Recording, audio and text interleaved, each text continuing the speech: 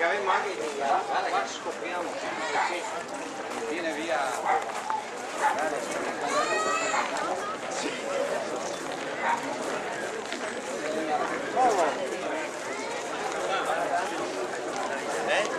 Qua, onorevole ingegnere, andiamo insieme per la stampa. Chi sei che va dentro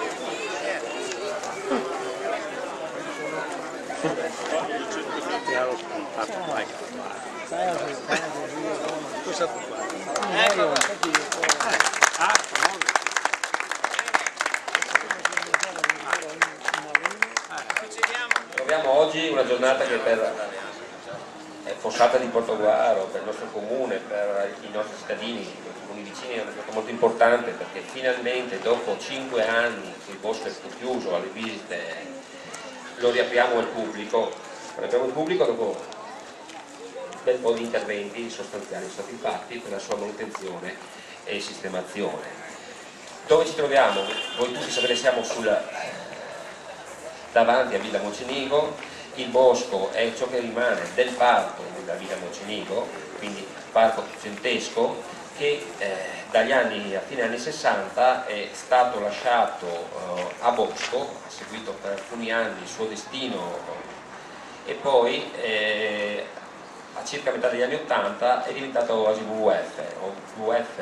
ha avuto la forza e la capacità di mantenerlo per una ventina d'anni e di condurne quindi le visite, la manutenzione ed altro, dopodiché nel 2007 ha dovuto giocoforza rinunciare alle attività in quanto tra le loro forze non c'era più l'energia per proseguire la manutenzione del bosco.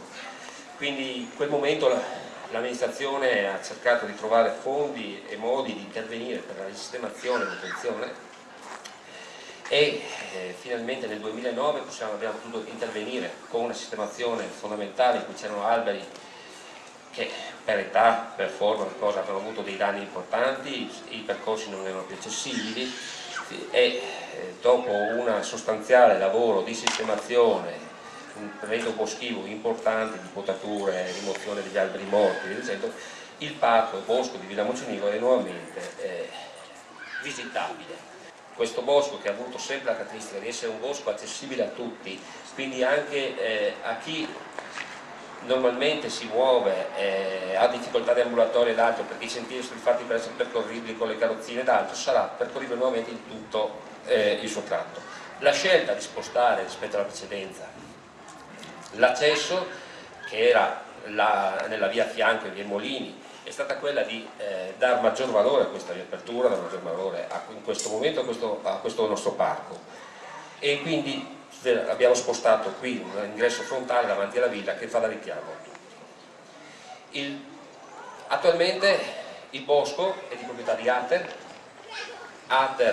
l'ha dato in convenzione all'amministrazione comunale per 14 anni, ne sono già passati 3, abbiamo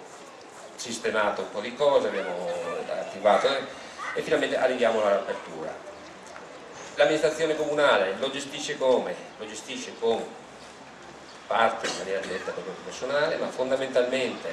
per quanto riguarda l'attività di manutenzione del verde lo gestirà attraverso un'associazione locale di volontariato che sono gli Amici del Bosco, che poi ho l'occasione per ringraziare,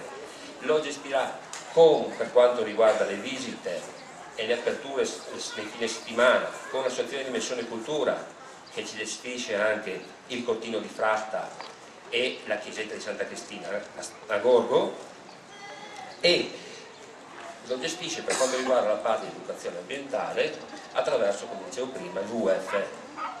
del Veneto orientale. Quindi abbiamo in questo momento 3 attori principali che seguiranno quelle che sono le attività di valorizzazione, di apertura e di visita del bosco di Alvisopoli. Vedo facce note e facce, almeno a me, non tanto note, quindi immagino di cittadini, di persone che sono incuriosite da questa iniziativa o perché già conoscono il luogo o perché hanno deciso di volerlo conoscere. Ecco, un saluto a tutti voi, un saluto veramente di cuore perché è un giorno bello di festa per l'amministrazione comunale di Fossalta di Portoguaro, ma io credo, spero, mi auguro che il giorno di festa sia per tutti noi, cittadini fossaltesi, soprattutto i cittadini di Alvisopoli, però tutti quanti, perché si rimette a disposizione di tutti un luogo molto bello. L'abbiamo chiamato Bosco di Alvisopoli e mi corre immediatamente l'obbligo di ricordare una persona che forse, se noi usiamo il termine bosco, ci contesterebbe,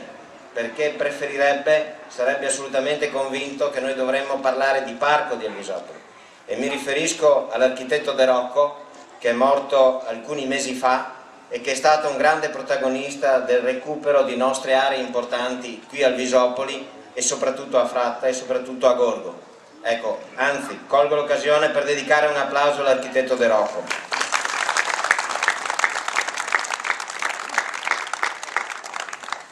Ecco, dove stava la differenza tra l'altro tra bosco e parco? Io non voglio addentrarmi in questioni anche magari tecniche, ma in buona sostanza questi due termini vorrebbero dire un luogo particolarmente curato, un luogo fruibile in un certo modo, piuttosto che meno curato e meno fruibile in un altro modo. Insomma, quanto bisognava lasciare il bosco così com'è, quanto invece debba essere curato, quanto debba essere calpestato, quanto debba essere fruito, quanto debba essere mantenuto nel tempo. Io lascio a tutti voi, insomma, le valutazioni su questi due possibili aspetti, insomma, di questa nostra presenza qui boschiva ad Alvisopoli. Io ho solo l'interesse a dire a tutti quanti che, guardate, noi ci stiamo avventurando, perché vogliamo anche usare poche parole per dare più spazio proprio alla visita. Noi ci stiamo avventurando a visitare un luogo molto bello, un luogo che è nato parecchio tempo fa, diciamo 200 anni fa, diciamo quindi che è un luogo anche storico, è un luogo importante, è un luogo attorno al quale il suo fondatore, il suo ideatore, Alvise Mocenigo, aveva riflettuto molto, e io credo che dobbiamo anche rispetto per chi ha riflettuto molto, ha avuto degli obiettivi, ha avuto un'idea, un ideale, e in questo caso l'ideale era costruire la città ideale, Alvisopoli, la città di Alvise. Quindi questo ricco signore veneziano ha avuto una grande intuizione, ha avuto la voglia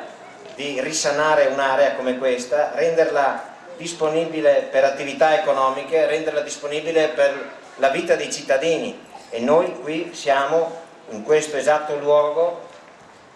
di fronte alle Barchesse. Qui abbiamo la Pila del Riso, dietro c'è la villa,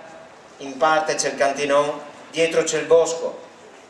Ampliamo il nostro sguardo e guardiamo a tutto questo insieme, che veramente rende il luogo di Alvisopoli unico nel suo genere, nel suo genere proprio nel territorio veneto. Ecco, io credo che oggi dobbiamo effettivamente essere contenti e valorizzare questo nostro luogo. Io colgo l'occasione per ringraziare tutti quelli che si sono adoperati per arrivare a questa giornata, in particolare l'assessore all'ambiente Pessa, la nostra struttura di lavori pubblici, chi ha lavorato.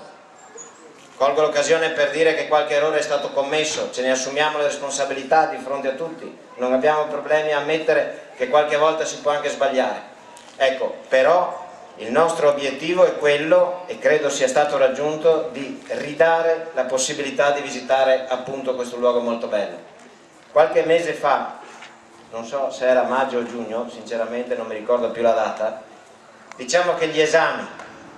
per la riapertura del bosco li abbiamo già superati, perché è venuta una delegazione francese assolutamente autorevole e importante, diciamo molto preoccupata, perché riteneva, aveva paura che fosse, diciamo, sparita la rosa moceniga, questa rosa che caratterizza di molto questo nostro luogo, che è un fiore raro, se non unico, presente nel territorio qui, ma proprio in Europa. È stata portata qui con, direi, tanto amore da Parigi, per cui queste persone che amano la natura, che amano